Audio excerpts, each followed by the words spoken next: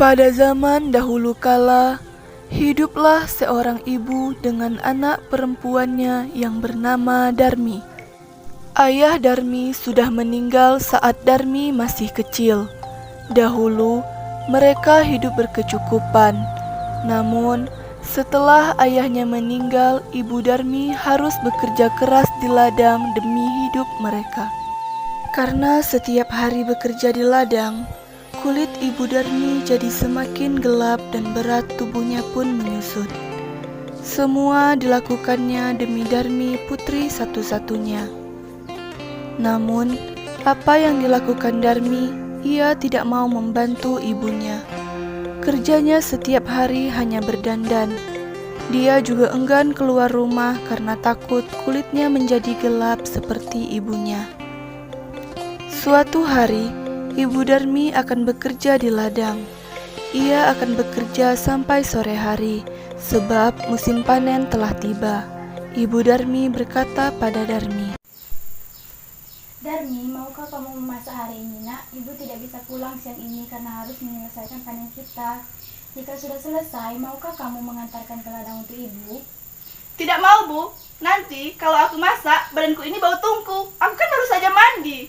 Lalu, kalau aku disuruh mengantarkan makanan ke ladang, nanti kulitku ini bisa hitam kayak ibu. Gak mau, Bu. Ibu Darmi hanya menggeleng-gelengkan kepala yang terlihat sedih. Di ladang, ibu Darmi bekerja dengan keras. Ia mengumpulkan hasil panen karena besok dia akan menjualnya ke pasar. Dia tidak memperdulikan perutnya yang lapar.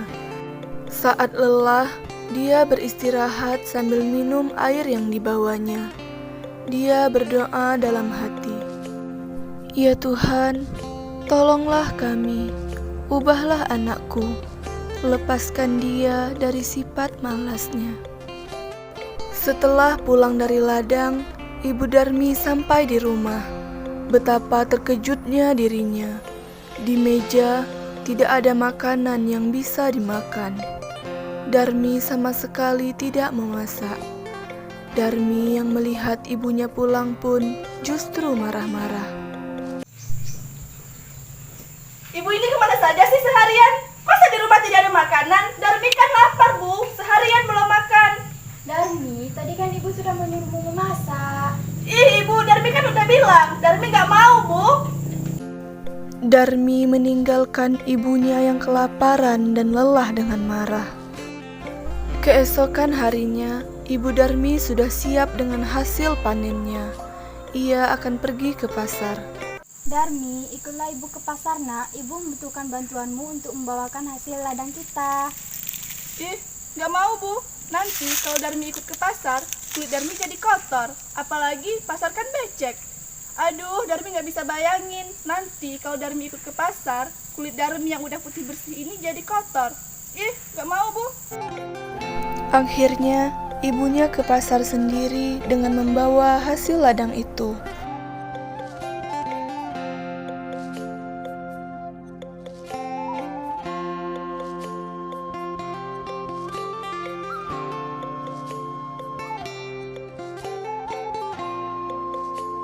Sorenya, ibu Darmi pulang membawa uang hasil panen.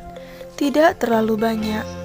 Darmi yang melihat ibunya sedang menghitung uang, segera mendekati ibunya. Bu, bedak Darmi habis nih. Beliin dong, Bu. Iya, biasa ibu belikan, tapi kamu harus ikut ibu ke pasar supaya ibu tidak salah beli.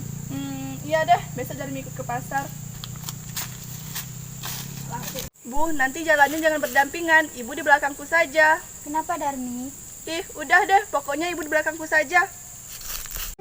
Akhirnya, Darmi dengan terpaksa ikut ibunya pergi ke pasar. Darmi sebenarnya malu berjalan bersama ibunya yang berkulit gelap dan wajah yang tak terawat. Tiba-tiba, di tengah perjalanan ada seorang teman Darmi yang menghampiri dan bertanya, Hai Darmi, kamu mau kemana? Aku mau ke pasar. Oh, itu siapa Darmi? Ibumu ya? Dia. Bukan ibuku. Dia itu pembantuku. Mana mungkin dia ibuku. Oh, pembantu. Iya, ya udah aku duluan ya. Betapa sedih hati Ibu Darmi mendengarnya. Namun hanya ia tahan di dalam hati. Mereka melanjutkan perjalanan ke pasar. Sampailah Darmi dan ibunya di pintu pasar. Saat mereka akan memasuki pasar, lagi-lagi Darmi bertemu dengan temannya yang lain. Darmi, tumben kamu mau ke pasar? Iya, kami mau membeli sesuatu. Ah, kamu sekarang tambah cantik aja. Bagi dong tip merawat diri. Kamu bisa saja, jika kamu ingin cantik seperti aku, kamu harus selalu luluran. Jangan lupa dandan juga. Oh, seperti itu ya. Lalu siapa di belakangmu? Ibumu ya? Bukan ibuku, dia itu pembantuku. Sungguh, hati Ibu Darmi menjadi semakin sedih. Begitu tega anaknya mengakui dirinya sebagai pembantu. Namun, sekuat tenaga dia berusaha menahannya. Dalam perjalanan pulang, Darmi marah karena ada barang yang tidak Ini terbeli. bagaimana sih? Darmi kan ingin baju terbaru tadi. Masa ibu menolak membelikan? Darmi, sudah terlalu banyak barang yang kau beli, Nak. Uang ibu sudah tidak cukup lagi. Alasan.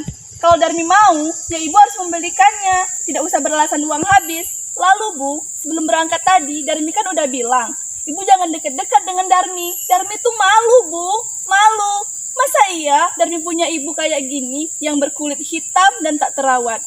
Lalu, ibu tuh tahu tidak, dengan penampilan ibu yang kayak gini, ibu itu macam pembantu. Ibu Darmi tak kuasa menahan air matanya, maka ia pun berdoa. Tuhan, hamba sudah tidak kuat lagi dengan sikap mana hamba. Tolong kiranya Tuhan menghukumnya agar ia menjadi jerah. Setelah Ibu Darmi selesai berdoa, tiba-tiba Darmi menjerit. Tolong Bu, kakiku sudah tidak bisa digerakkan lagi Bu. Ibu sakit. Maafkan ibu, Nak. Sedikit demi sedikit Darmi menjadi batu. Ibu Darmi menangis pilu. Darmi merintih sambil menangis meminta ampunan ibunya. Sayang, semua tak bisa kembali. Darmi tetap menjadi batu.